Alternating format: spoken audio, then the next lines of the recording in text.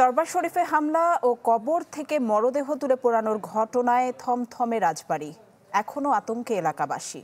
সেদিন পুলিশের উপর হামলার ঘটনায় মামলা হয়েছে, যেখানে অজ্ঞাত আসামি ৩৫০০। যদিও এখন পর্যন্ত কাউকে গ্রেফতার করতে পারেনি পুলিশ।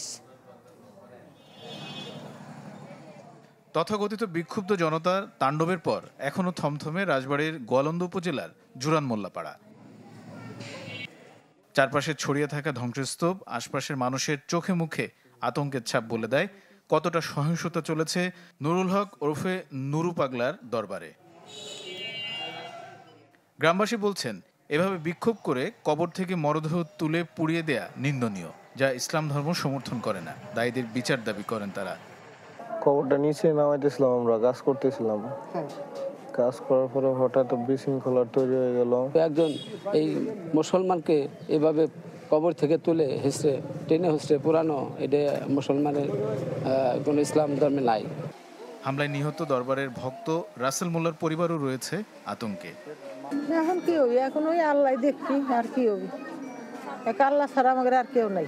পরিবারের সেই একমাত্র উপার্জনকারী, এখন তার পরিবারে কি হবে? এই যে দুই সংঘর্ষে একজন নিহত। ইসলাম তো আসলে হত্যাকারী কোনো কিছু পছন্দ করে না। ঢালাইয়ের সেরা প্রিমিয়ার সিমেন্ট। পুলিশ সুপার ঘটনাস্থল পরিদর্শন করলেও এখন পর্যন্ত যায়নি কোনো রাজনৈতিক দল। বিএনপির অভিযোগ, পুরো ঘটনার সাথে জড়িত জামায়াত। যদিও জেলা জামায়াতের আমির ঘটনার সুষ্ঠু তদন্ত দাবি করেন। আমাদের প্রোগ্রাম এখানে আমরা শেষ করলাম, সমাপ্তি ঘোষণা করলাম। তারপরে ঘটনা ঘটার সাথে সাথে কিছু জামাতের কিছু কর্মী, ভাঙড়ের লোকজন, ওরা এলোপাতারি ভাবে দৌড়ে আসে এদিকে ঢুকিয়ে পড়ে পুলিশ। এখন পুলিশ আমাদের বিরুদ্ধে ৩০০০ সাধারণ লোকের মামলা দেবে, ১০০ লোককে গ্রেফতার করা হয়। আমরা অসম করে দেবো ইনশাআল্লাহ। যে কোনো লাশ মানুষের ফিরে দিবে পুরাইতে পারে, যে মুসলমানের কাজও না।